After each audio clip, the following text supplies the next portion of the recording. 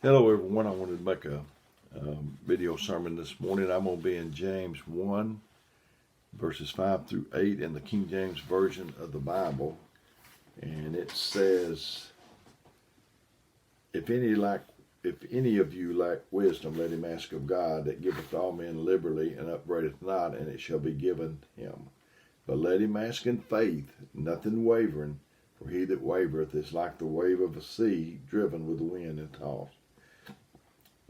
For let not that man think that he shall receive anything of the Lord. A double-minded man is unstable in all his ways. Let the brother of low degree rejoice in that he is exalted.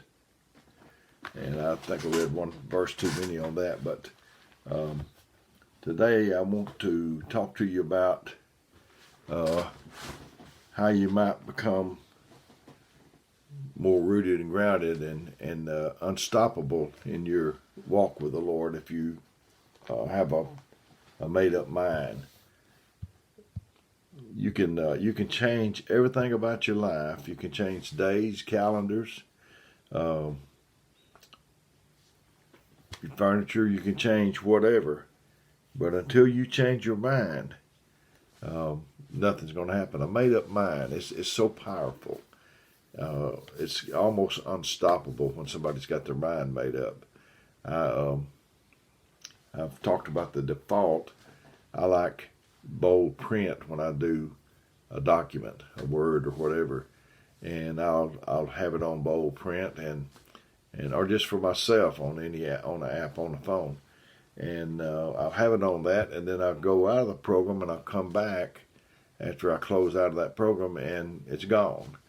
So the trouble was I didn't set it as my default. I see people that they do good for a while, and they really getting up and going good, but that's not their default. If they're in a situation where everything's going good, they can get it together. Going to a church meeting, if the meeting's good, they can do that. But when it's not, it's hard for them to do anything. I was thinking about the man that was at Beautiful Gate. And Peter and John came in there, and I think it was Peter and John, and they came in there and they said, silver and gold have I none, but such as I have give I unto thee. That's what he wants us to work with, is that such as we have. He's not expecting me to work with what you got, but with what I got. So the man was healed.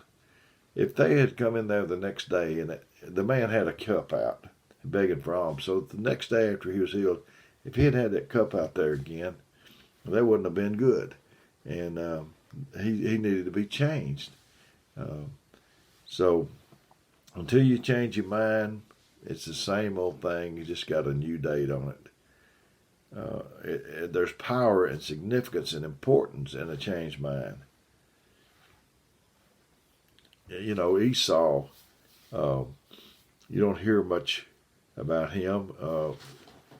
But it was supposed to have been the God of Abraham, Isaac, and Esau, but it wasn't. It became the God of Abraham, Isaac, and Jacob, because Esau sold his birthright. He lost it all because he was hungry.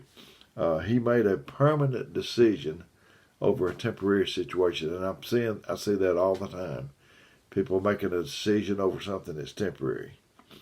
The Bible. When people read the account in the Bible, I heard a man say this. It's not my original thought, but he said they think that Esau was tricked, that Jacob was slick, and he said it might have been a little bit of that, but he just thought that Esau was stupid, which I'm not saying that. I'm just saying that's what he thought. He used the illustration. He said, if I told you I'd trade this handkerchief for your Mercedes, and you said okay, to him that would be plain stupid. I know when my children were in school, that's not politically right, correct, or whatever, say stupid, and dumb, or that kind of stuff. So, but it would be not a good decision. And like I said, Esau allowed himself to make a permanent decision over a temporary situation. Dumb choices. Dumb trades, if you allow me to say that. Like trading a car for a napkin. That's just not a good decision. And I've told this story before, but I drove a special needs bus for about 3, 4, 5, 6 months, whatever it was, and I loved it. And I had these children on there. We went through a neighborhood. There was a pond over there. It was about, I don't even know the temperature, maybe like 10 degrees. The bus is a hot place and it's a cold place in the winter. And it was freezing. I had a coat on. The children had coats on. And when we passed by this pond, there were some ducks sitting on the pond, and it looked like they was just doing the backstroke. They like it was in June or something. And I looked over at them and I thought to myself, you dumb ducks. Don't you know how cold it is? But then I got to thinking that they were ducks. They were built for this. When Paul was on his way to Damascus, that light knocked him off his beast.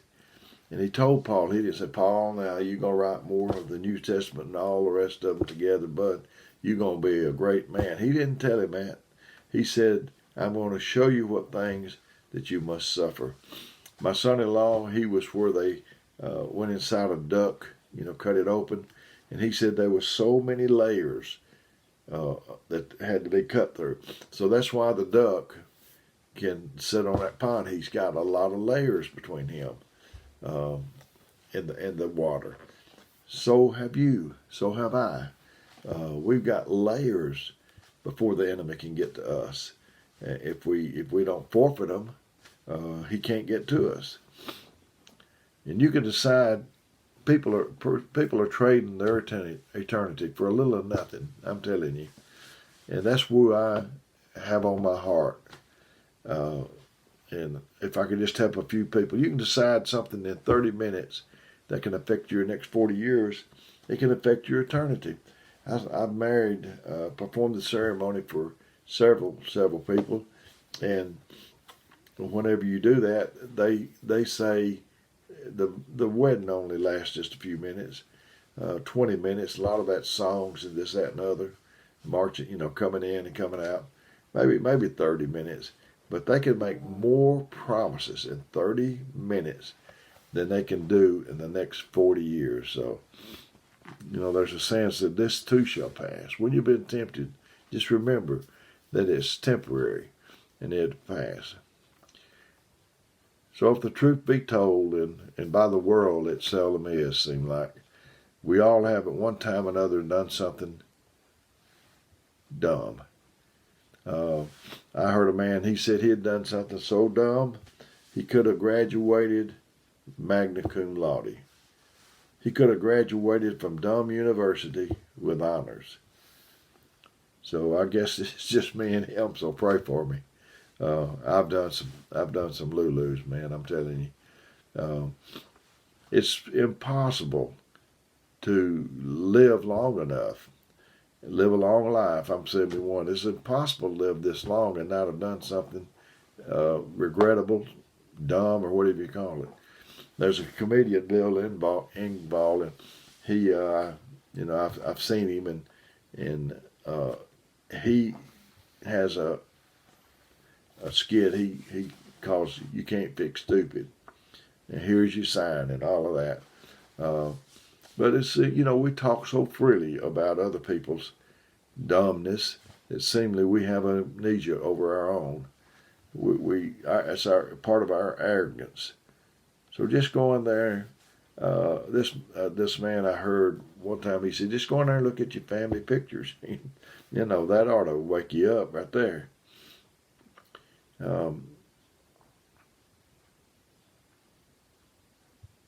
It's just really frustrating to want to change, desire to change, and can't do it. But it takes a changed mind. And, habits they say it takes 21 days, so you got to work on it. You got to be relentless. You got to be unstoppable. You got to get sick and tired of being sick and tired. You have to say, wait a minute, I'm not going to change my clothes or my dress, but I'm going to change my mind. I used to work at a company, a sales company, and we had a meeting every Friday, and this fellow sat in a desk just a little bit from me. Every Friday morning early, he'd jump up and he'd say, I'm sick and tired. And he'd sit back down, and maybe in just a few minutes he'd jump back up again. He said, I'm sick and tired. I've been sick and tired. Then he'd sit back down a few minutes, and he'd say, I'm sick and tired. I've been sick and tired. I've been sick and tired. And you get the point. You have to get sick and tired of things before you can get things taken care of.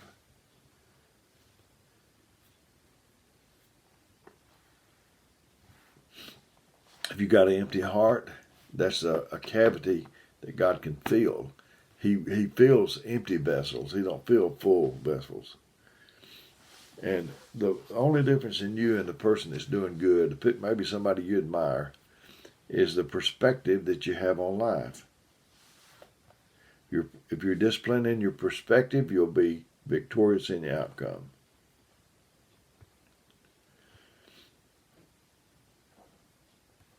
You know, you can go, I heard a man say this, you can go back to your whole life and you can see the dumb junior, dumb the third, dumb the dumb. We've all done these things.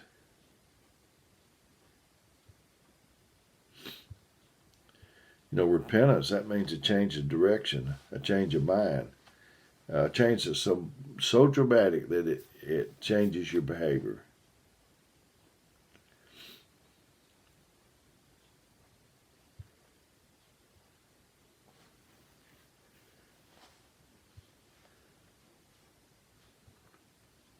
Until you change your default, you just keep going back to the way you was before, and you'll keep getting the same things. If you keep thinking what you've always been thinking, you'll keep doing what you've always been doing. And if you keep doing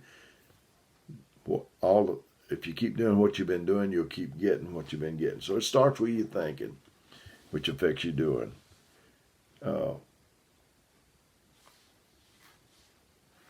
As long as you're programmed with what you can't do, what you can't be, what you can't have, you'll never do any good. You need to make up your mind, and you need to say to yourself, I will not die like this. If I don't change, but just for the last month of my life, I'm going to change. And how do you know it's not going to be the last month of your life? You got to be relentless. You got to be consistent. There's people that's relentless for a little while, but you got to be consistent, and you got to be thankful. And that's, I think, is the formula, the recipe, the prescription to do better. So I've enjoyed getting this to you today, and I hope this has helped you. If you need me, 256-508-4410, call, leave me a message. If I don't get back to you right away, I will. It's when I can. So may God bless you is my prayer.